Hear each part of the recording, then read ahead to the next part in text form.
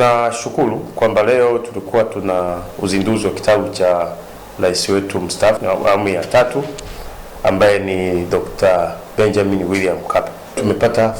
Tumepata baadhi ya mafunzo ambayo ni vizuri baadhi ya Tanzania ambao hawakupata muda wa kuelewa, labda tuwe tunaelezea taratibu, kwa sababu tumefuatilia na tunatofautiana kufafanua. Wamefafanua vizuri kabisa, lakini kwa vijana sasa na Watanzania kuna vitu ambavyo ndiko tujifunze. Kwa wapo ambao wanapenda kuwa viongozi, lakini wapo ambao wanapita kwenye mapito ambao wamepita hawa wazee wetu, tukianza na mzee Mkapa ambaye leo tulikuwa anazindua kitabu chake. Mzee Mkapa ukiangalia wasifu wake umejaa umejaa mafunzo ya aina nyingi. Labda mimi nitataja machache. Aina ya kwanza ya funzo mzee Mkapa ameweka funzo la kwanza kabisa la kumcha Mwenyezi Mungu. Ndio maana kila sehemu unaona alianza kuzungumza habari za Mungu, na unaona hapa anasema familia yao ilijaa sana hofu ya Mungu. Ndio maana hata kazi ambayo baba yake alipenda ifanye ni ya kutumikia, kwa maana ya upadri. Lakini ukiona kazi nyingine tena ambayo baba yake mzee Mkapa alipenda vile vile ni ya utumishi vile vile, ya kusave watu katika afya ambao ni udaktari. Lakini kazi nyingine ya 3 ambaye baba yake alipenda aitumikie tena ni kazi vile vile kusave watu, maana kuelimisha watu, maana kazi ya ualimu. Sasa tafsiri halisi ya kazi zote, ndoto ya baba yake mzee Mkapa ilikuwa ni zote zilikuwa zinamuelekeza Mkapa akiwa ni mtoto wa mwisho kwenye familia yao, kwamba maisha yake yote yajawe na utumishi unaogusa watu. Kwa hiyo unaona baba yake alifanya bidii kubwa sana kuhakikisha rais mstaafu wa awamu ya 3 mzee Benjamin Mkapa ambaye leo anatimiza miaka 81 kwamba awe ni mtumishi anayegusa maisha ya watu. Kwa hiyo asome, lakini maisha yote yaguse maisha ya watu. Kwa hiyo inawezekana watu wameelewa kwa haraka, baba anataka awe padri, baba itakiwa awe daktari, baba itaka mzee Mkapa awe daktari, baba yake aitaka mzee Mkapa awe mwalimu. Lakini mzee Mkapa ametufurahisha kwamba yote hayo hakuyapitia. Badala yake mzee Mkapa akaja kaangukia kuwa rais. Haimaanishi alitoka moja kwa moja kuwa rais, hapana. Ametumikia nyadhifa mbalimbali. Na funzo kubwa la pili, mzee Mkapa ametufundisha kwamba tuwe na bidii, yani tufanye kazi yetu kwa bidii. Kuna tofauti ya kazi kufanya na kuwa na bidii na kazi. Kwenye bidii ameonyesha kwamba wakati akiwa shuleni alitembea kwa kilomita siyopungua 60 kutoka nyumbani kwao, lakini ametufundisha kwamba alivyokuwa shuleni alikuwa wanafundishwa maisha ya kujitegemea. Ndio maana anasema walikuwa wanajipikia chakula wao wenyewe.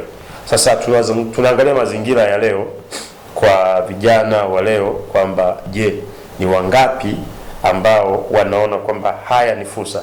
Sisi ambao mara nyingi tunakuwa kwenye shughuli za kuelimisha jamii na kukaa na jamii au kufanya shughuli za kijamii, tunaona leo ni kama rais Mkapa alikuwa anatupa darasa jipya. Darasa mojawapo ambao ametupa ni kwamba unapotaka kufanikiwa ni lazima uwe ni mtu wa kushuka, yani unashuka, uko tayari kufanya jambo la chini ili lionekane na jambo liwe kubwa zaidi. Na unaona mahala pakubwa sana rais Mkapa alikuwa anaonekana kwa kipaji chake. Mwalimu Nyerere alimtumia sana, rais wa awamu ya kwanza mzee wetu Julius Kambarage Nyerere alimtumia katika unyeti. Kwa maana yake tunaonyesha kwamba Mkapa nidhamu yake, miendo yake, bidii yake ilivuta baadhi ya viongozi, akiwepo kiongozi wa kwanza kabisa wa taifa letu hayati baba wa taifa Mwalimu Julius Kambarage Nyerere. Ilimvuta kwa tabia, kwa uvumilivu, lakini kwa ubunifu, kwa sababu alikuwa anamtoa hapa anampeleka hapa, anamwambia, anamtoa hapa anampeleka pale, anamwambia, lakini lengo lake kubwa ilikuwa ni kumwandaa Mkapa awe mtu bora duniani, na sio kumwandaa awe rais. Hakuwahi kumwandaa kuwa rais. Urais umeona Benjamin Mkapa mzee wetu alisema kabisa hakuwahi kuambiwa wala kuandaliwa. Yeye ilitokea tu kwamba jitihada zake akaona nafaa. Kwa leo anatufundisha kwamba vijana tusipende kukata tamaa, manake tuwe na usubutu kwa jambo ambalo unafikiri unaweza kulifanya kwa uwezo wako mwenyewe. Unaweza kupata ushauri, lakini mwanzo na mwisho wa maamuzi ni wewe mwenyewe. Hiyo ndio funzo la pili. Kwa hiyo kwa vijana ambao wanataka kusubutu sasa, wasubutu na wafanye na wasiogope. Unajua kwenye kusubutu kuna vitisho. Sasa msitishike, kwa sababu mzee Mkapa ametuhakikishia kwamba hata yeye mwenyewe alisubutu, na alisubutu kwa busara na hakumkwaza mtu wakati anasubutu.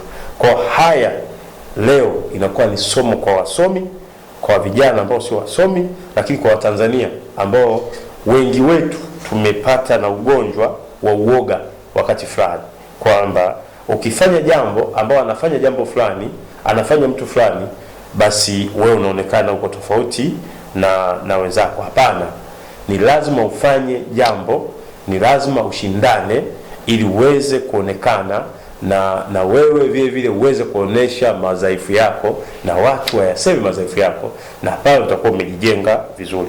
Kwa Rais Mkapa ametufundisha vitu vingi leo. Kwa hiyo mimi ndagusia vile vya juu sana ambavyo nimevielewa, lakini lingine ametufundisha swala la uaminifu. Ukiwa kijana, ukiwa mzalendo, lazima uwe mwaminifu. Posti zote au nafasi zote alizopitia Mkapa zilikuwa zinalenga sana uaminifu.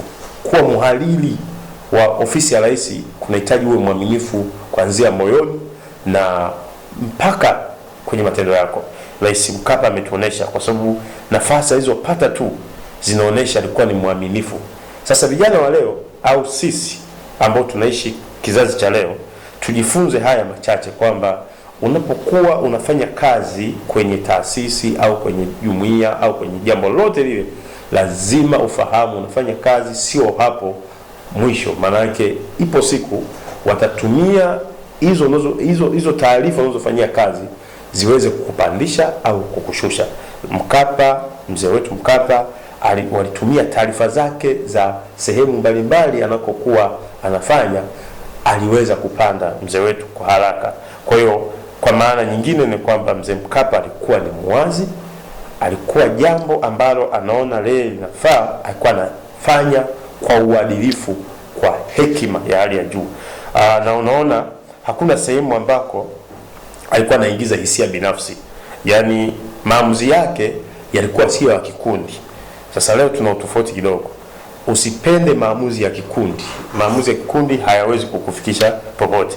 Maamuzi yako unayoyafanya leo ndio mjadala wako au mtakabali wako wa baadaye wakati maisha yako. Kwa vijana wenzangu na watu ambao wanapenda kufanikiwa kwenye vitu vya msingi, basi mzee Mkapa ametupa mwanya kwamba uaminifu, utiifu, lakini na kuto kudharau kitu chochote. Lakini kingine ametufundisha kwamba kazi huwa unajituma, hautumwi. Amenifurahisha pale ambapo anasema alimuomba Mwalimu Nyerere, hayati baba wa taifa, kwamba anaomba akajiunge na JKT. Maana aliona faida ya kujiunga na JKT ili awe mkakamavu na awe mzalendo. Maana aligundua kwamba eneo pekee la kwenda kujifunza uzalendo ni kwa wakati huo na ilikuwa ni sahihi, ilikuwa ni JKT. Pamoja kwamba alikuwa msomi, alikuwa ni mtu ambaye ameenda shule vizuri kabisa na exposure kubwa, alikubali kuenda JKT kwa hiari. Sasa swali la pili la kujiuliza hapa ni kwamba ni wangapi leo wasomi wanaweza kufanya maamuzi ya mzee Mkapa ambayo aliyafanya kwa nafasi alionayo, kwamba anaweza kaacha gari, akaacha bendera, akaacha kila kitu kwa hiari yake akaenda kujiunga na JKT. Kwa hiyo ametufundisha kwamba tusipandishe mabega na tuone kwamba kila siku tunapaswa kujifunza na kila siku tujikite kwenye kujifunza uzalendo zaidi kuliko kujifunza mambo binafsi.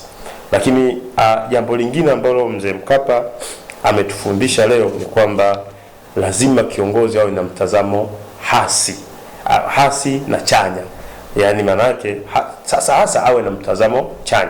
Watu watakuona uwe na mtazamo hasi na chanya, lakini wewe ukiwa na mtazamo chanya hutawajua watu wanakujadili vipi.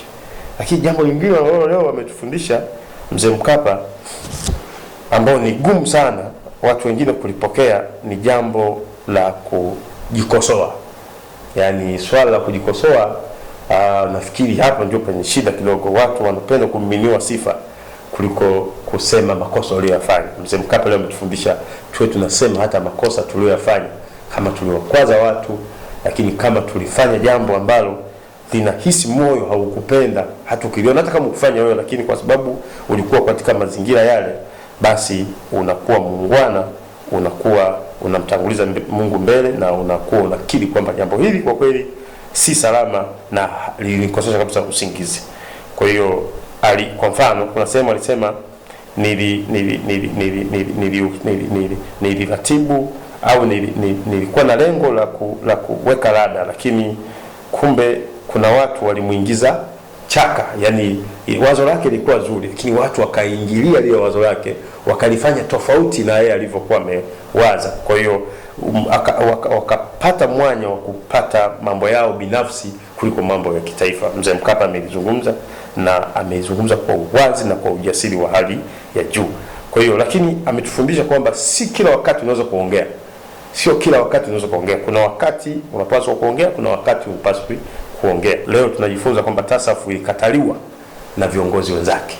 Leo wangapi ukipeleka wazo lako wanakataa, na wewe unaanza unarudi ndani unaona kwa kumbe sio kila wazo ambalo unapaswa useme kwamba limekataliwa ni wazo baya. Linaweza kuonekana baya leo, lakini kesho likaonekana ndio wazo bora kabisa. Na hii imeweza kutufundisha mambo mazuri kabisa, kwamba maisha yanapaswa kuwa na uvumilivu, lakini inapaswa kwamba unapoanzisha jambo uwe ni mtu ambaye unakuwa na subira baadaye.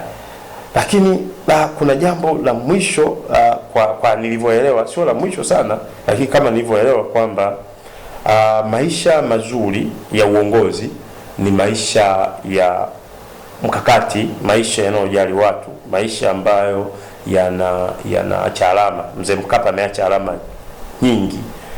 Alianzisha vitu vingi ambavyo mpaka leo tunavitumia: TRA, BRELA, TANROADS, mfuko wa bima ya afya, TASAF. Miaka yake ya uongozi ilikoma, lakini leo mpaka leo tunatumia hivyo vitu. Kwa kumbe uongozi au mtu yeyote duniani ambaye anakuwa anatumikia watu, sharti la kwanza lazima aache alama, na hicho ndicho alichotufundisha Mzee Mkapa. Sasa inawezekana usiwe kiongozi, lakini ukao huko kwenye maisha yako ya kawaida pale, wewe leo kwenye familia yako, kwa wenzako, kwenye jamii, umeacha alama gani kwa nafasi yako ulionayo? Nafasi yako, kwa sababu si tu lazima uwe na nafasi kubwa, hata ile nafasi ya kawaida umeacha alama gani? Hayo ndio aliyotufunza Mzee Benjamin William Mkapa. Lakini ametufundisha kwamba unapofanya maamuzi makubwa ni sharti utulie. Anasema wakati anataka kugombea urais alijaribu kufuata baadhi ya watu anaokuwa anaona na waamini. Mtu wa kwanza kumfuata alikuwa ni mama yetu, mama Ana Mkapa. Yeye aliona ni mtu wa karibu sana kumwambia, lakini alimtumia Mzee Nyerere au baba wa taifa kwa sababu yeye ndio aliyekaa naye muda mrefu. Sasa changamoto tulionayo kwa leo kwamba wakati fulani unaweza kukaa na mtu, ukaishi na mtu, usimtumie kumwambia jambo lako hata kwa kumtaarifu. Tumeona Mzee Mkapa alipenda kutoa taarifa, manake taarifa tu ilimweka yeye katika hali nzuri, na sehemu yote ambayo alikuwa anatoa taarifa alikuwa anapata majibu ambayo yalikuwa yanamwezesha yeye kusonga mbele. Kwa hiyo kwa vijana, kwa Mzee Mkapa, hayo ndio tumeona tumejifunza kwa uchache sana. Maelepo mambo mengi hatuwezi kuyamaliza, lakini tuende kwa rais wetu wa awamu ya 5, Dr. John Pombe Magufuli. Magufuli yeye mbali na kwamba ameendelea kutufundisha, lakini leo ametufundisha kitu kipya, kwamba kuna wakati unapaswa kuwa mvumilivu ili mambo yaende vizuri, na kuna sehemu ambako sisi tumejifunza leo kwamba kumbe ili ufanikiwe unapaswa uwe unakuwa na bidii, lakini uwe mwadilifu na uwe mzalendo. Uadilifu wa Rais Magufuli naamini ndio uliomsababisha Mzee Mkapa amuone na aone kwamba ni mtu bora kumchagua kuwa naibu waziri na baadaye kumpandisha kuwa waziri. Lakini uadilifu wake na uchapakazi wake, kujituma, ndio kusababisha Mzee Mkapa akazuia ile, akashindwa kujizuia ile furaha yake, akamtangaza kwamba ni waziri wa mwamvuli namba 1, kitu ambacho Rais Magufuli anasema kiliweza kumwekea tafulani katika maisha wakati fulani, kwa sababu ilifika mahala kwamba aliweza kupewa kitu ambacho alimezeshwa, na kwa maelezo yake kwamba alipewa sumu. Sasa alimezungumza kwa kutabasamu, unaweza kufikiri labda ni jambo jepesi, na amezungumza kwa furaha, unaweza kufikiri jambo jepesi sana, lakini mpaka amelizungumza maana ni jambo ambalo limemuumiza kwa muda mrefu sana, kwamba hebu chukulia angekuwa ile sumu leo ingekuwa imeingia mwili mwake, leo Rais Magufuli tusingekuwa naye. Kwa Rais Magufuli amejaribu kutoa kitu ambacho hakuwahi kukisema wakati wote ule, lakini wakati, kwa sababu alikuwa anazungumzia maisha ya Mkapa, amekizungumza kwamba uongozi ambao huwa huwezi kupokea rushwa, uongozi ambao unasimamia haki, uongozi ambao unanyoka na misimamo ambayo ni ya kimfumo na kusimamia sheria na taratibu, una changamoto. Changamoto ya kwanza, hata wale walionao karibu wanaweza kukuzuru. Hivyo ndivyo alivyokuwa, ndio message kubwa, kwamba yeye anaamini kwamba asingesifiwa inawezekana hiyo sumu asingepewa, lakini alisema alimtanguliza Mungu mbele. Lakini ametupa wosia mgumu sana hapa kwamba ili uwe kiongozi kama kweli ni mzalendo na ni mwadilifu, kuna mambo utayapitia ambayo hukuyategemea kuyapitia. Kwa hiyo maana yake nini? Unapotarajia kuanzisha jambo jipya lenye kugusa maslahi mapana, na unaposimamia msimamo yenye uzalendo, ujiandae na vitu vingi. Maana ametuandaa kisaikolojia kwamba ujiandae na changamoto ngumu ili uweze kuwa bora zaidi. Leo anaongea na yeye ndio Rais wa Jamhuri ya Muungano wa Tanzania wa awamu ya 5, na ameliongea kwa wazi na dunia imesikia kwamba nilinyweshwa sumu, na isingekuwa neema za Mungu sumu ingeniondoa na kunikuwa imeshaondoa maisha yangu, lakini kwa neema ya Mungu nilipona. Kwa hiyo na akasema ndio maana huwa tunasema mtangulize Mungu kwa mambo yetu. Kwa hiyo kumbe lile neno analozungumza mara kwa mara kwamba nendeni mkamtangulize Mungu mbele, lina fumbo kubwa sana. Ana maana kwamba uwezo ukafanikiwa bila kumtanguliza Mungu mbele, kwa sababu hata maisha yake aliyopitia yalikuwa ni ya kumtanguliza Mungu. Ndio maana leo yupo hai na ameweza kuvuka vikwazo, na leo ndio top namba 1 Tanzania nzima. Kwa hiyo haya kwa vijana, kuna watu wakipitia tu changamoto kidogo huwa ni wepesi kubadilisha mwelekeo, na yeye ametuambia pale kama binadamu aliandika barua ya kutaka kujiuzuru kama binadamu, lakini baada ya kuambiwa na rais mstaafu wa awamu ya 3 Mzee Mkapa akamwambia nenda kafanye kazi, na akamuongezea ulinzi. Maana yake nini? Kwamba sasa fundisho ni hivi kwamba kuna wakati wale wazalendo wanapaswa kuangaliwa kwa namna ya kipekee. Kwa si wote wanaopenda mambo yaende vizuri. Kwa wakati fulani kuna watu huwapendi mafanikio yako, na katika mafanikio yako utajaa maadui. Kwa hiyo tujiandae, unataka kufanikiwa ujiandae na vile vile kupambana na maadui, lakini wewe usijiandae wewe, andaa jeshi la Mungu ili ndio utapambana na hao maadui. Ndicho ambacho tumejifunza leo kwamba ili kuweza kufanikiwa lazima ujiandae. Na haya sio mageni. Yesu Kristo mwenyewe wakati anakuja kutuokoa alipambana na maadui, na leo umeona yeye Yesu kila kona ni Yesu Kristo. Kwa hiyo si kazi rahisi kuvuka kuitwa mtu fulani au kufanya kitu fulani. Hata wafanyabiashara wanafahamu, ili uwe na biashara kubwa kabisa kuna vikwazo unapitia. Sasa vile vikwazo wakati fulani ndio sifa pekee ya kuitwa wewe unaitwa mfanyabiashara. Kwa hiyo tumeona wafanyabiashara wakubwa, tumeona viongozi wakubwa. Tungesema kila mtu aeleze jinsi ya kupitia, basi ingekuwa ni shida kidogo. Funzo tunalopata sisi ambao tupo huku nje, tusikate tamaa. Ndio funzo kubwa tulilopata leo. Na funzo kubwa lingine ni kwa vijana na kwa watu ambao wanaogopa kusubutu kwenye hali yoyote ile. Leo Rais Mkapa na mzee na Rais mstaafu Mkapa na Rais Dr. Magufuli wametupa hamasa upya. Cha msingi tuwe wazalendo, tusipende rushwa, tusipende kuyumbishwa, lakini tusimamie maslahi mapana ya taifa na maslahi mapana ya vijana wenzetu ambao Tanzania wenzetu, ili tusiweke maslahi mapana yetu sisi binafsi. Hayo ndio ambayo tumejifunza kupitia hotuba ya Rais Mkapa mstaafu na Rais John Pombe Magufuli. Kwa kifupi, tungeweza kuongea mambo mengi kabisa. Ametufundisha vitu vigumu sana.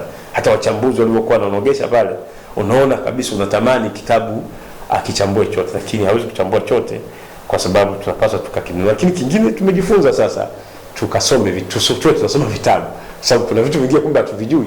Tulikuwa tunasoma, tuna tabia kusoma vitabu, tungekuwa tunavijua. Kwa hiyo vijana wenzangu, Watanzania wenzangu, mafunzo ya leo yakawe ni ukombozi na yakawe ndio ubatizo wa uzalendo kwa Watanzania wote na kwa vijana, na hasa vijana wa Tanzania. Kwa pamoja tukaijenge nchi yetu, tukaitunze, tuwe ni nchi ya amani, tuhakikishe tunaitetea nchi yetu katika mfumo wa kudhibiti kwamba nchi inakuwa ni amani, upendo. Tuizungumzie nchi yetu katika mambo mazuri, lakini tuyazungumze mazuri ya nchi yetu, tuyazungumze mazuri yanayofanywa na rais wetu, tuyazungumze tena bila hata kuogopa. Usipomzungumza babako vizuri, utamzungumza nani? Kwa tuendelee kumzungumza baba yetu vizuri, tuendelee kuzungumza nchi yetu vizuri, kama tunavyozungumza juu Mungu vizuri, kwa sababu hata mtu ambaye hawezi kumzungumza Mungu vizuri ni shida. Leo usipomzungumza rais vizuri, sio kwamba unampendelea, hapana. Ndio rais wetu wa Tanzania. Hatuna rais mwingine zaidi ya Rais Dr. John Pombe Magufuli, na anayoyafanya haya anayafanya kwa niaba yetu. Kwa hiyo funzo kubwa, tuvipende vitu vya kwetu, uvipende vitu vya kwako, uhakikishe unakipenda kitu chako, lakini pili, usirudishwe nyuma na maneno yoyote.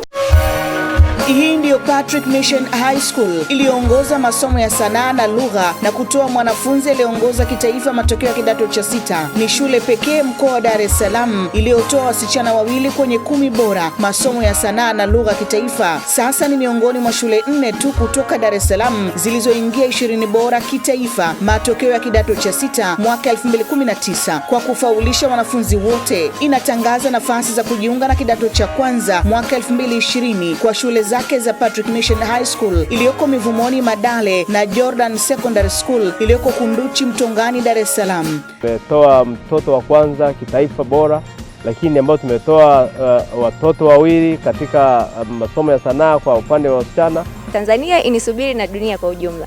Inawajali na kuwajenga kitaaluma na maadili. Mkoa wa Dar es Salaam shule 4 tu zimeingia 20 bora. Patrick Mission ni shule mojawapo. Tanzania nzima Patrick Mission ipo sasa katika 20 bora. Patrick Mission High School na Jordan Secondary School, wasiliana nao kwa simu namba 0678 477 869.